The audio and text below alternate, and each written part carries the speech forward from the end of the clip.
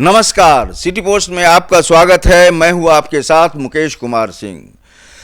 महागठबंधन के राजकुमार तेजस्वी यादव से बेहद करीबी रिश्ता है इंजीनियर सुनील कुमार का, और इंजीनियर सुनील कुमार पर अब बड़ी गाज गिरती हुई दिख रही है। सुनील कुमार बालू माफियाओं के संपर्क में रहे लगातार, और उन्होंने बड़ा धन भी संग्रहण किया है। हमारे साथ हमारे हाउस के एडिटर दीपक शर्मा जी हैं। दीपक शर्मा जी, ये इंजीनियर और बालू माफियाओं से साठगांठ, और फिर विधायकों की खरीद फरोख्त, और कई बड़ी जांच एजेंसी के द्वारा जांच पड़ताल की जा रही है, और कई खुलासे भी चौंकाने वाले हुए हैं। क्या लगता है कि ऐसे बालू माफियाओं का लाभ महागठबंधन पुरुष से ही लेता रहा है? तेजस्वी के घने रिश्ते इन लोगों से रहे हैं, तो बिहार की सियासत में आप बालू माफियाओं का रोल किस तरीके से देखते हैं? नहीं, देखिए, इंजीनियर सुनील को लेकर जो आरोप यह है कि इंजीनियर सुनील बालू माफियाओं से करीबी रिश्ते रहे, और यह बालू माफियाओं से पैसे लेते थे। पैसे लेकर उसका अब कुछ आप खुद रखेंगे, कुछ अपने राजनीतिक आकाओं को देंगे, यही नियम है।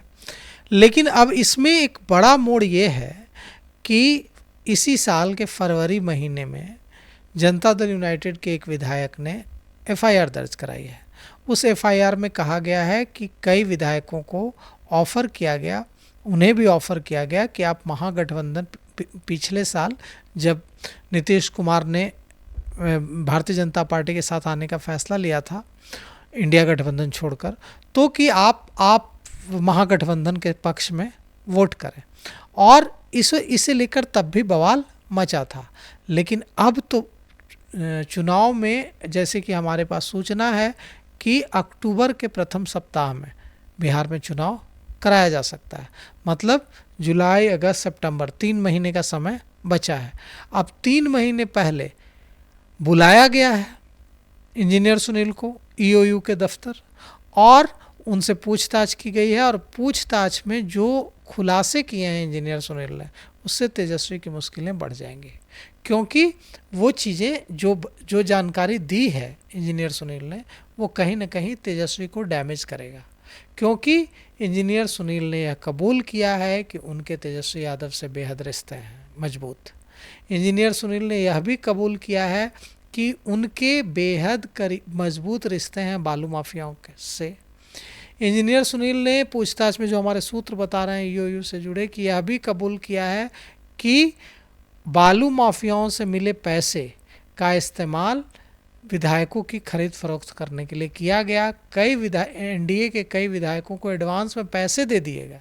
देखिए दीपक जी, इसमें हमारी जानकारी भी जहाँ तक जा पा रही है, और जो सूचनाएं हम तक आ रही है, कि 10 करोड़ का ऑफर किया गया था विधायकों को तोड़ने के लिए।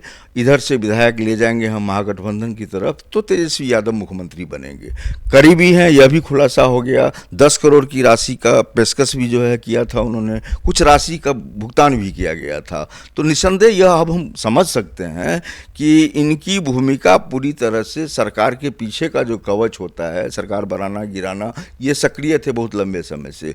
आपने कहा भी कि तेजस्वी यादव पर गाज गिर सकती है, वे बड़े कानूनी पेच में फंस सकते हैं।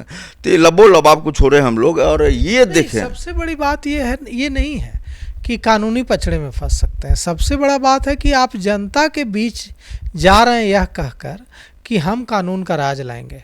हम यह सरकार पर आप आरोप लगा रहे हैं कि यह सरकार बालू माफियाओं को साथ दे रही है, यह सरकार माफियाओं को साथ दे रही है। आप हमें चुनिए, हमारी सरकार बनाइए, हम कानून का राज स्थापित करेंगे, एक माफिया नज़र नहीं आएगा। यही बात कर रहे हैं हर सभा में तेजस्वी यादव।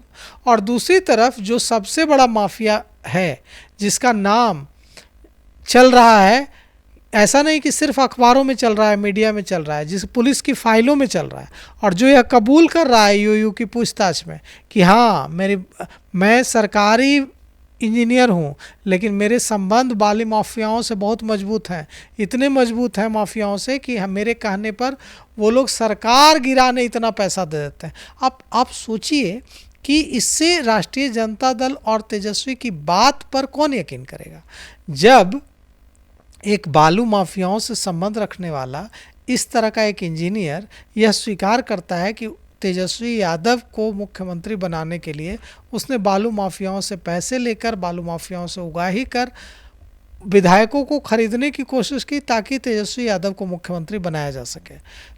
तो इसका अगर तेजस्वी यादव ऐसे मुख्यमंत्री बनेंगे खरीद फरोख्त करा के, तो किसके लिए काम करेंगे? जिसके पैसे से मुख्यमंत्री बने हैं उन्हीं बालू माफियाओं के लिए काम करेंगे। तो फिर जनता के हक की आवाज़, जनता के हक और हकूक़ की आवाज़ कैसे उठाएंगे? और तेजस्वी यादव जहाँ भी जा रहे हैं, चाहे वो उत्तर बिहार जा रहे हैं, चाहे वो मध्य बिहार जा रहे हैं, हर जगह वो एक ही बात कर रहे हैं कि हम आएंगे तो कानून का राज लाएंगे। तो कानून का राज इंजीनियर सुनील जैसे लोगों के रहते तो नहीं आएगा।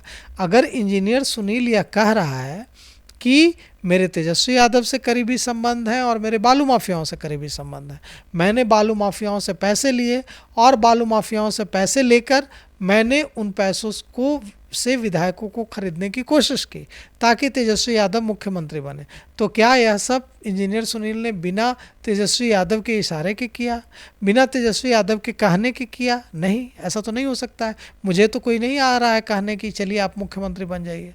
जरूर तेजस्वी यादव और तेजस्वी यादव के करीबी लोगों ने इंजीनियर सुनील को कहा होगा कि हमें पैसे चाहिए, हमें विधायकों की खरीद फरोख्त करनी है। तो मेरा सवाल ये है कि ऐसे समय में जब तेजस्वी यादव लगातार यह बात कह रहे हैं, बिहार के अवाम को यह भरोसा दिलाने की कोशिश कर रहे हैं कि अगर राष्ट्रीय जनता दल की सरकार बिहार में बनती है, अगर तेजस्वी यादव बिहार में मुख्यमंत्री बनते हैं तो शासन का इकबाल कायम होगा, माफियाओं पर लगाम लगेगी, संवैधानिक तरीके से सारी चीज़ें होंगी और किसी भी तरह की गैरकानूनी गतिविधि को बर्दाश्त नहीं किया जाएगा। दीपक जी, तो ऐसे में फिर क्या बच जाए? अगर इंजीनियर सुनील जैसे लोगों से आपके रिश्ते हैं और इंजीनियर सुनील जैसे लोगों को आप प्रश्रय दे रहे हैं, तो फिर कैसे आप कानून का राज लाएंगे? इस पर तेजस्वी यादव को बोलना चाहिए, तेजस्वी यादव के करीबी लोगों को बोलना चाहिए। आप रितलाल यादव पर नहीं बोलते हैं, आप इंजीनियर सुनील पर नहीं बोलते हैं। तो अगर आप सरकार को कटघरे में खड़े कर रहे हैं तो आपको यह भी बोलना होगा ना कि आप रितलाल यादव के गुंडा टैक्स पर आपका क्या स्टैंड है। इंजीनियर सुनील के जो बालू कारोबारियों से दोहन करके, बालू कारोबारियों से पैसा लेकर जो विधायकों की खरीद फरोख्त करने की जो कोशिश है, उस पर आपका क्या स्टैंड है? तो इन सवालों का जवाब देना चाहिए तेजस्वी यादव को। देखिए दीपक जी, बिल्कुल आपने बहुत बड़ी बात कही है कि बालू माफिया से जो पैसे की उगाही होती है उसका उपयोग कर रहे हैं नेता प्रतिपक्ष। अभी आप ज़मीन माफिया की बात कर लें, शराब माफिया की बात कर लें, तो इन लोगों के पास भी अकुत संपदा है, धन है, तो इन लोगों का भी जो है धन खर्च हो रहा है पॉलिटिकल पार्टियों के पीछे। तो नफ़ा नुकसान तो चुनावी मैदान में जो है देखना ही पड़ेगा और तेजस्वी यादव को इन चीज़ों से बचने की ज़रूरत है। लेकिन अब तो बात काफ़ी आगे बढ़ गई है, तो जनता को कैसे मैंने जवाब दे पाएंगे तेजस्वी यादव? नहीं, अब तो अगर यह बात कह रहे हैं इंजीनियर सुनील ईओयू की पूछताछ में कि हमने बालू माफियाओं से पैसा लेकर विधायकों को दिया, एडवांस भी दिया, स्वीकार कर रहे हैं ताकि तेजस्वी यादव मुख्यमंत्री बन सके, तो अब तो जांच के दायरे में तेजस्वी यादव भी आ गए हैं। अब तो तेजस्वी यादव से भी पूछताछ की जा सकती है कि आप बताइए कि आपने क्यों ऐसा इंस्ट्रक्शन दिया अपने करीबी इंजीनियर को कि आप बालू माफियाओं से पैसे लेकर आप विधायकों की खरीद फरोख्त करें। अब तो उनसे भी पूछताछ हो सकती है, उन पर भी पूछताछ की तलवार लटकेगी। और अक्टूबर के प्रथम सप्ताह में चुनाव होना है। अब जब अगर उनसे पूछताछ के लिए ईओयू उनको बुलाती है तो तेजस्वी यादव क्या कहेंगे? फिर तेजस्वी यादव, राष्ट्रीय जनता दल और दिल्ली में कांग्रेस, सारी पार्टियां कहेंगी कि देखिए सरकार जो है नेता प्रतिपक्ष को निशाना बना रही है। लेकिन ये तो इंजीनियर सुनील जैसे लोगों से रिश्ते हैं जिसकी वजह से वे निशाने पर आ रहे हैं। और निश्चित रूप से अब जिस तरह से ईओयू की पूछताछ में इंजीनियर सुनील ने इतने बड़े बड़े खुलासे किए हैं, उससे तेजस्वी यादव की मुश्किलें बढ़ जाएंगी। बालू माफियाओं से संबंध है तेजस्वी यादव के, इसका खुलासा लगभग हो गया है। इस साल चुनाव होना है, तकरीबन 3 महीने का समय बचा हुआ है। नेता प्रतिपक्ष हों या फिर सत्तासीन दल के कोई नेता हों, वे जब जनता के बीच जाएंगे तो जनता उनसे सवाल ज़रूर करेगी। और हम लोगों की निगाह इस पर टिकी हुई है कि इस बार जनता किसे जो है सेहरा बांधती है और किसकी सरकार बिहार में बनती है। इस खास बातचीत में इतना ही, लेकिन आप लगातार बने रहिए सिटी पोस्ट के साथ।